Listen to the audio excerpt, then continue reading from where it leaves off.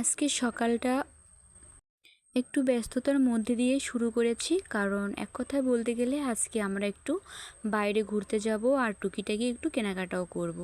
তো সকালটা ছিল একটু অন্যরকম, আর চারিদিকের পরিবেশটা একটু রোদ উঠেছে, কত সুন্দর লাগছিল আজকে। তো আমার এই যে ফুল গাছগুলো আজকে অনেক সুন্দর, কত কালারিং ফুল ফুটেছে, এরকম কিন্তু আমার বিভিন্ন কালারের ফুল গাছই আছে। আর এইগুলো হচ্ছে সবজি গাছ, আর সবজি গাছের ফুলগুলো কিন্তু অনেক সুন্দর, চারিদিকটা একদম হলুদ হয়ে গেছে ফুলে। আর এপাশে হলো ড্রাগন গাছ।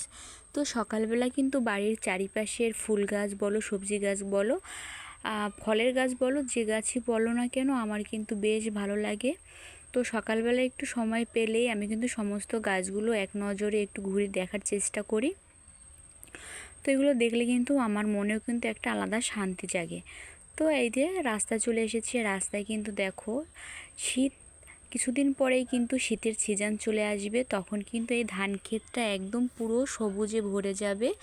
আর ধান গাছে কিন্তু সুন্দর সকালবেলায় আসলে দেখা যাবে শিশির বিন্দু, আর তখন কিন্তু পরিবেশটা একটু অন্যরকম লাগবে, এর থেকেও ভালো লাগবে। তো তখন তোমাদের আমি অবশ্যই দেখাবো আবারও।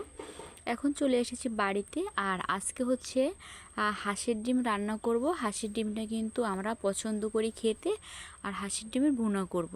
যদিও আমি ঝটপট রান্নাটা সেরে নেব, কারণ তোমাদের বলেই দিয়েছি যে আমি আজকে একটা জায়গায় আমরা ঘুরতে যাব আর টুকিটাকি একটু কেনাকাটাও করব।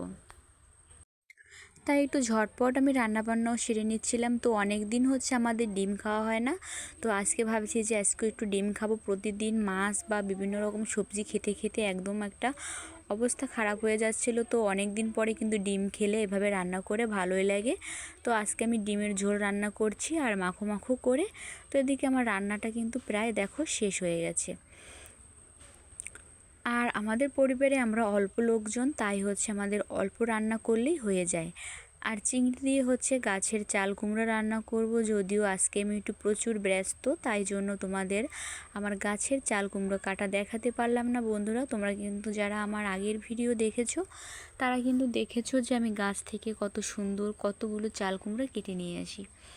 তো চিংড়ি দিয়ে একটা সবজি রান্না করে নিয়েছি, আর রান্না করে নিয়েছি ডিম। এদিকে দেখো আমার কুমড়ো রান্নাটাও কিন্তু শেষ হয়ে গেছে। তো আমি কুমড়োটা কিন্তু এভাবে মাখো মাখো করেই রান্না করি, তোমরা কে কীভাবে রান্না করো সেটা কিন্তু আমি জানি না।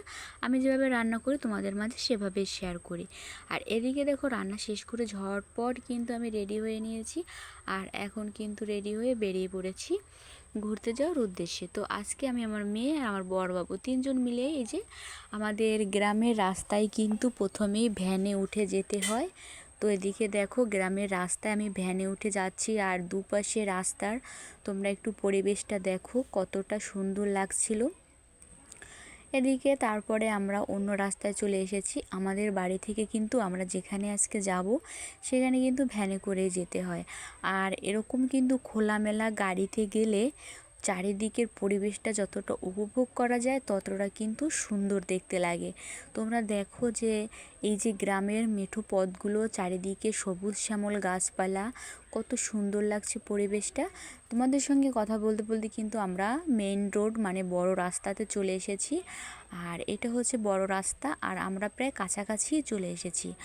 এটা হচ্ছে ব্রিজ, এই ব্রিজটার ওপাশে হচ্ছে আমাদের বাজার, আর সেই বাজারে আমরা যাব, সেখানে ঘুরবো, কেনাকাটা করব। তো দেখো বলতে বলতে আমরা কিন্তু দোকানে চলে এলাম, আর প্রথমেই চলে এসেছি একটা ছিট কাপড়ের দোকানে। তো এখানে কিন্তু তোমার বিভিন্ন কোয়ালিটির অনেক দাম থেকে একদম কম দাম পর্যন্ত ছিট কাপড় পাওয়া যায়।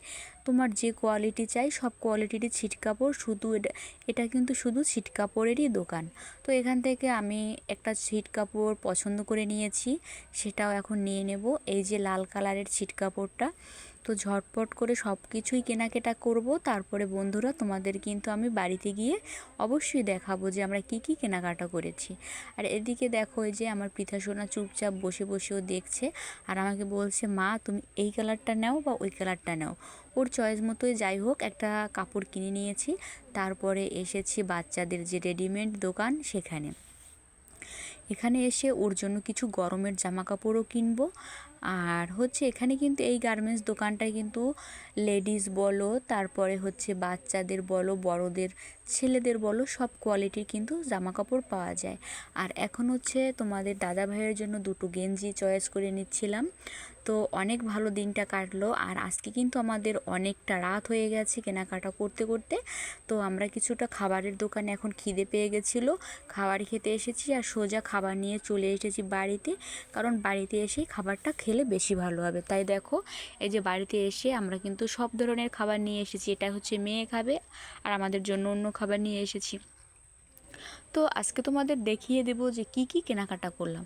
সামান্য অল্প কিছুই কেনাকাটা করেছি, কারণ আমরা পুজোর আগে আগে অন্য একটা জায়গায় যাব বেড়াতে, সেখানে গিয়ে আমাদের বাকি যত ভালো ড্রেস আছে সব কিছুই কিনে নেব। তাই এখন একদম ছিমছাম অল্প কিছু, যেটা না হলেই চলে না, সেগুলোই কেনাকাটা করেছি।